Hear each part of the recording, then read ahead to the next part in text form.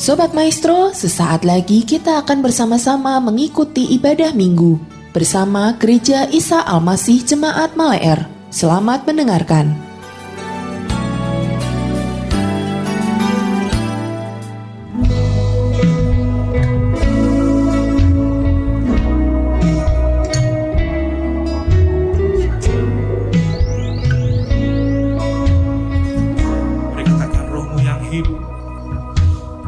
Rohmu yang hidup penuhiku, mengalir dalamku.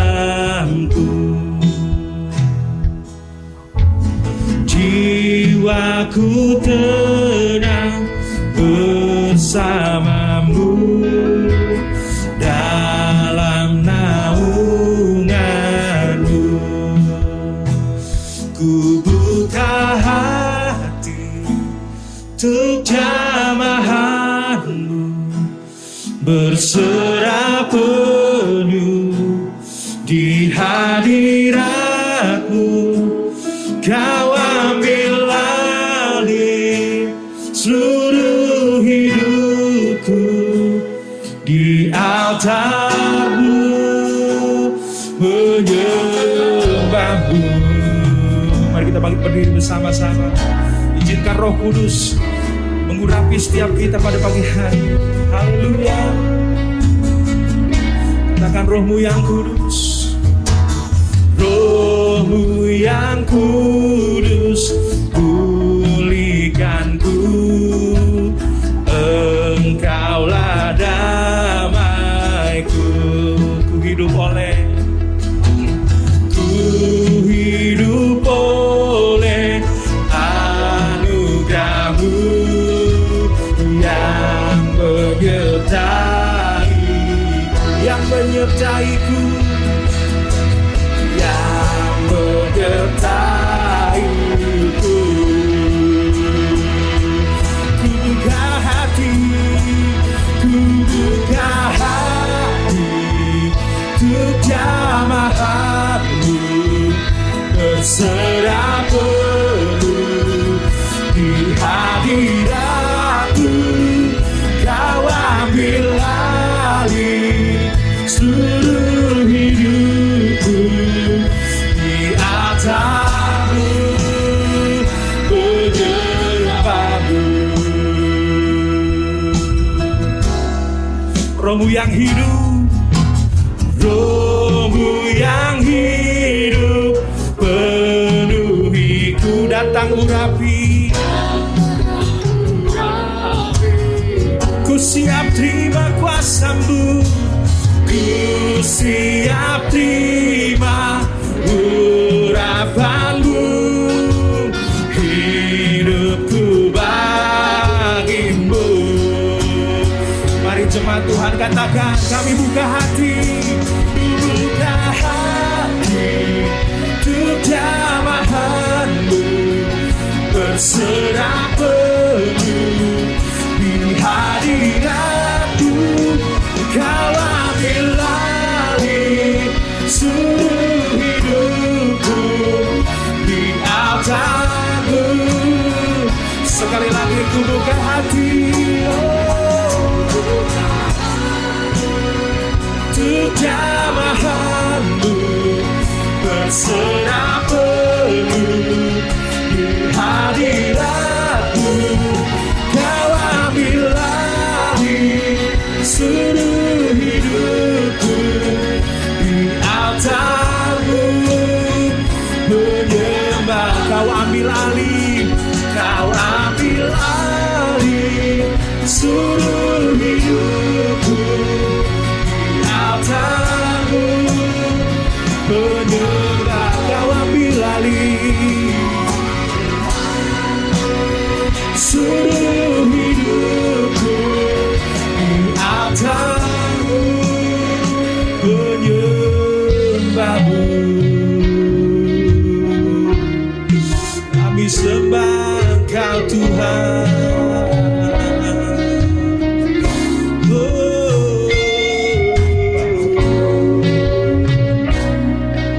Haleluya Yesus.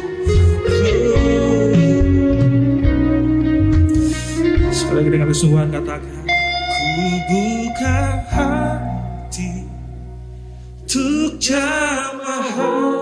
Roh Kudus berkarya Tuhan. Di hadirat-Mu,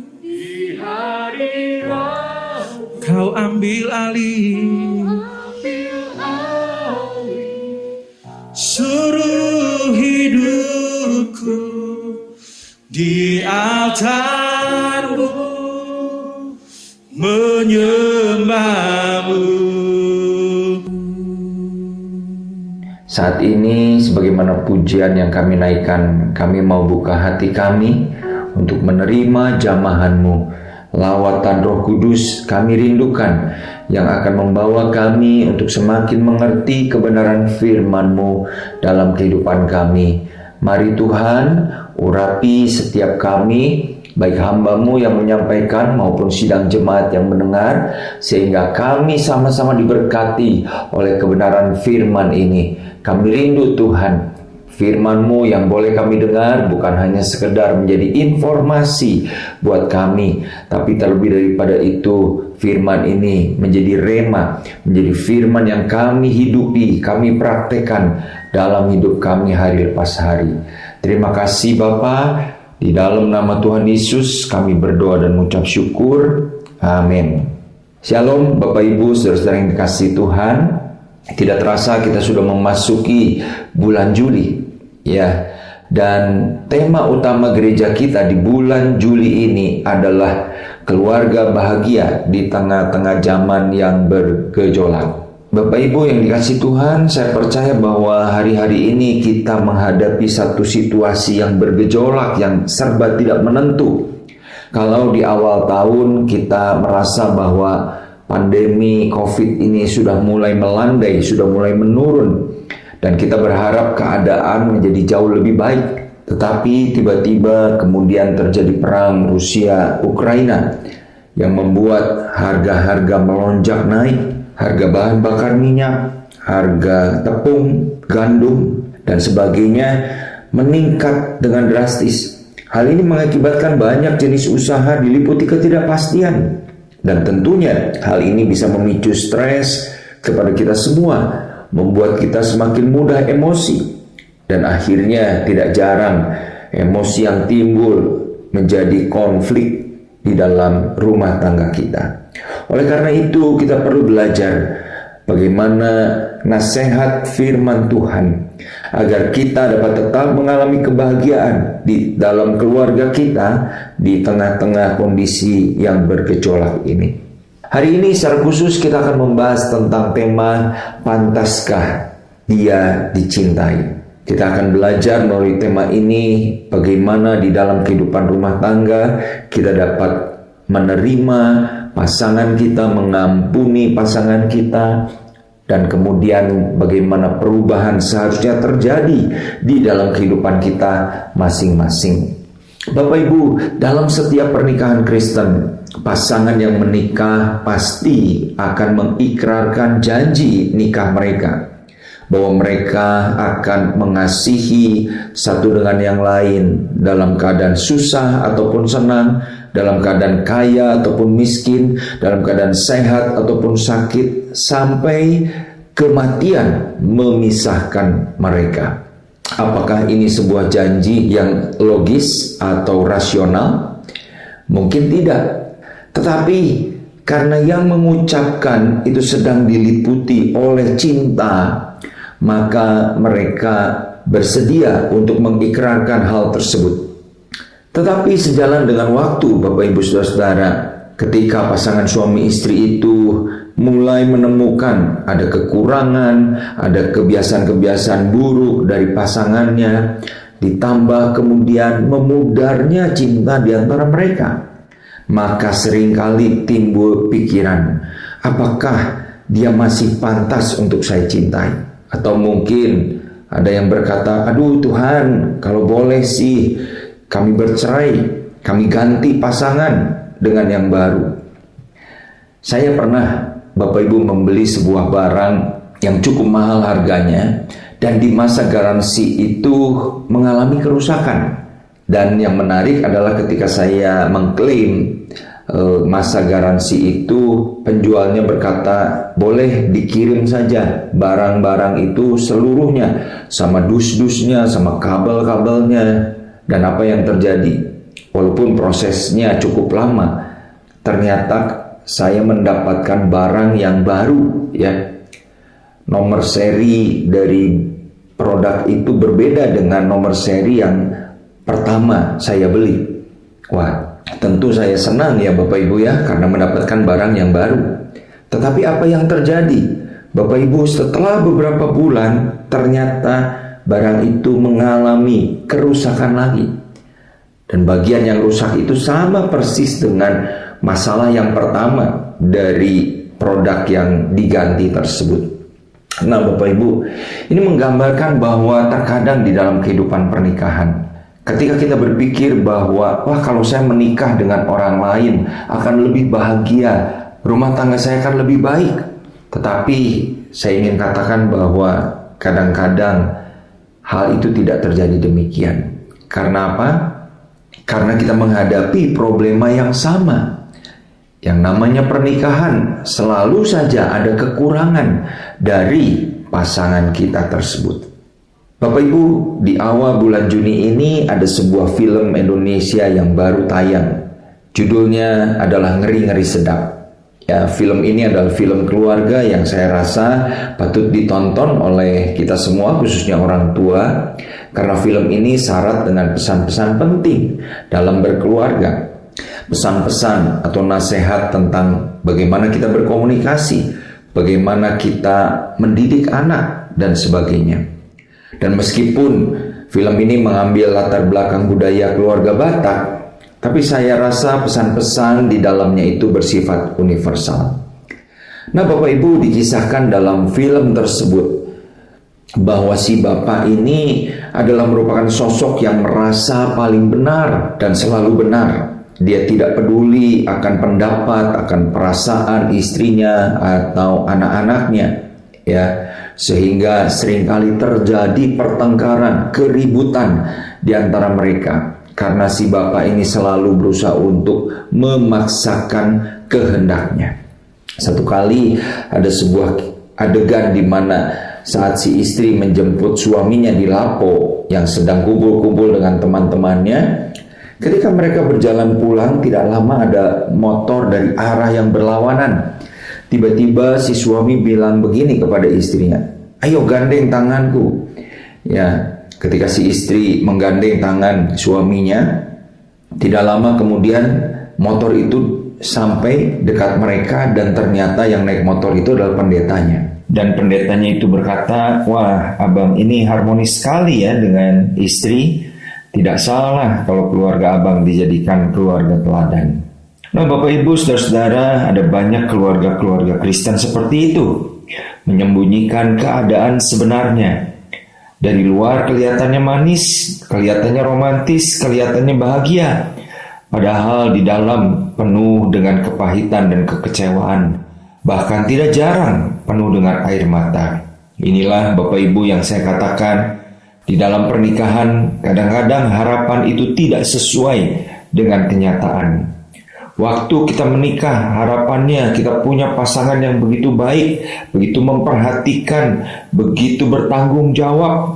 Tetapi kenyataan yang kita hadapi adalah sesuatu yang bertolak belakang dengan harapan tersebut. Nah, bagaimana kita menghadapi realita ini? Firman Tuhan mengajarkan kepada kita.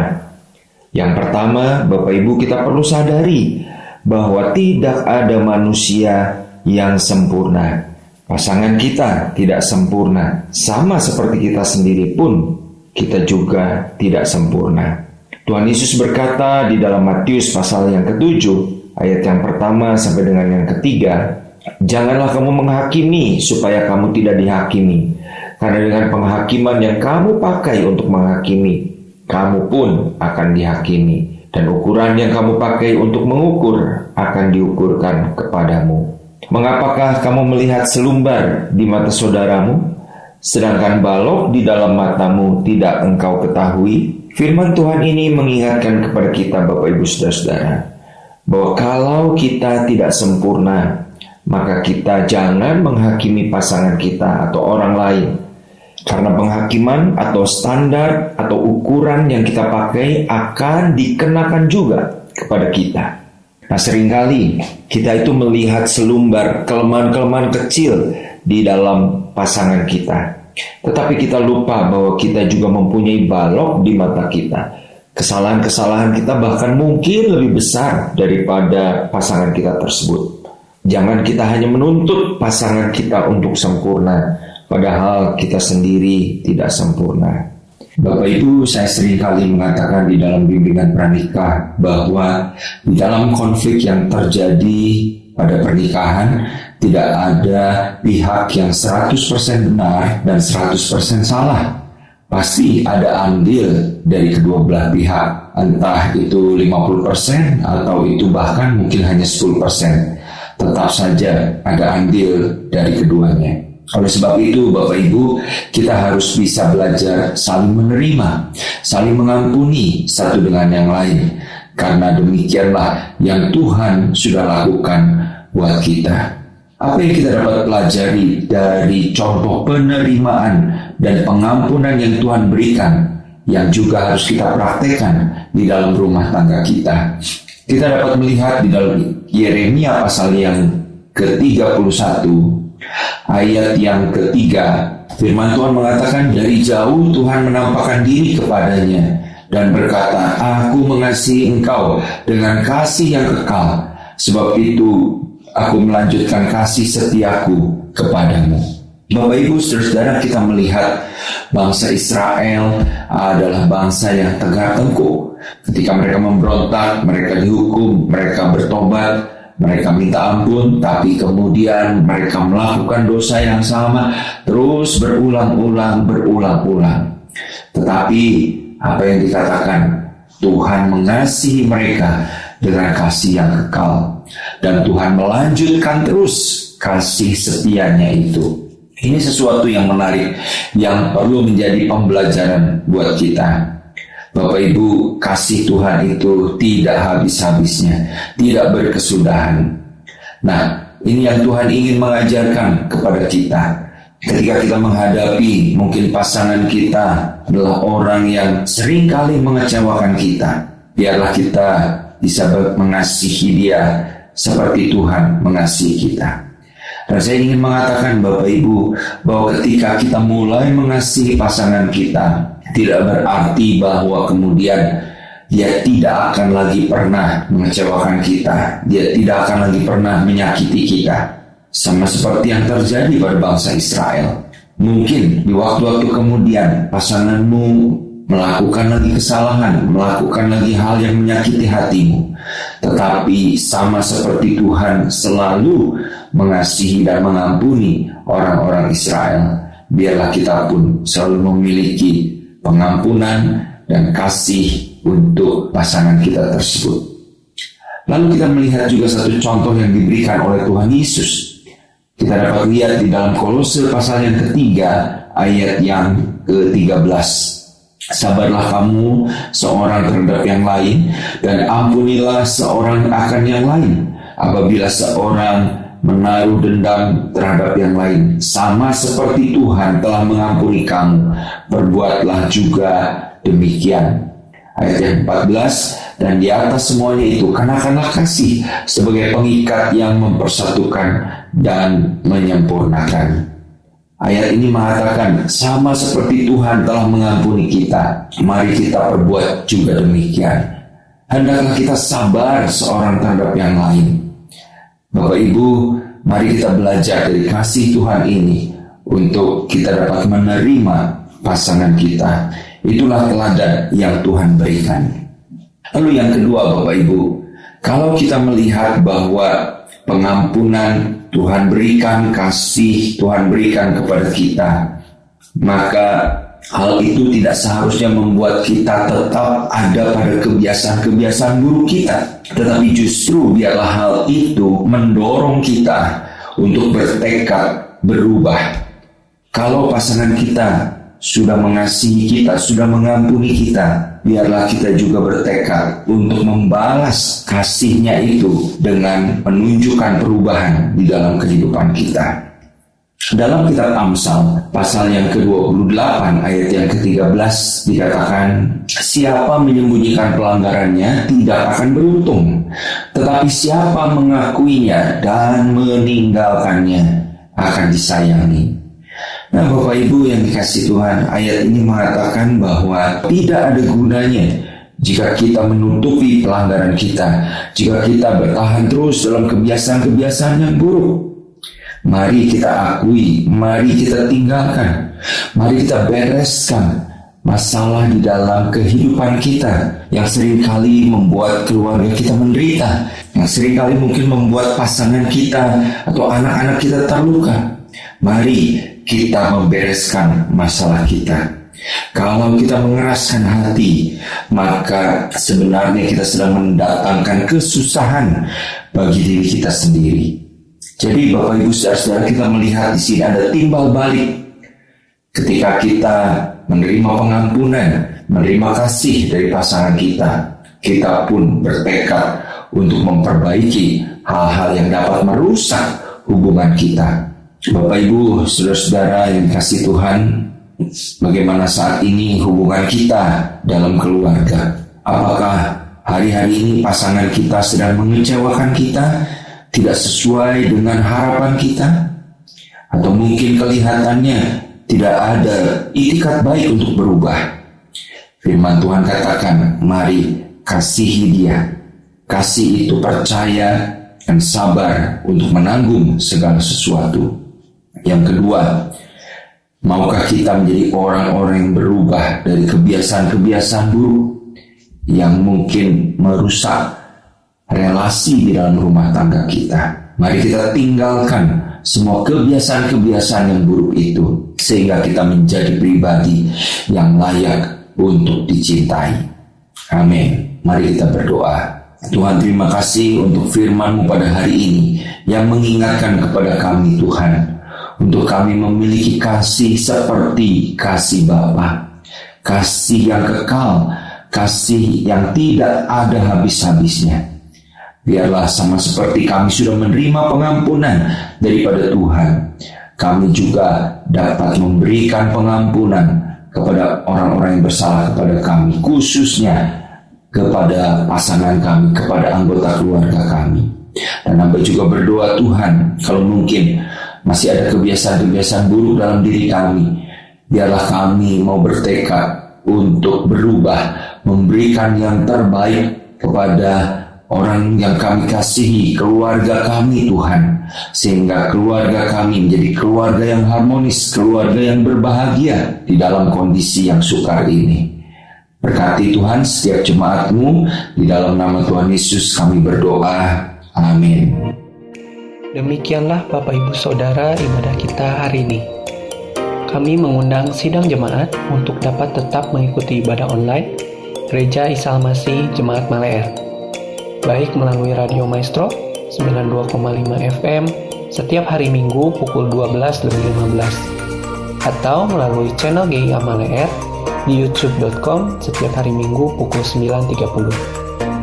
Bagi sidang jemaat yang membutuhkan dukungan doa, dapat mengirimkan beban doa melalui SMS ataupun WhatsApp di nomor 0821 1965 9019. Happy Sunday and God bless you.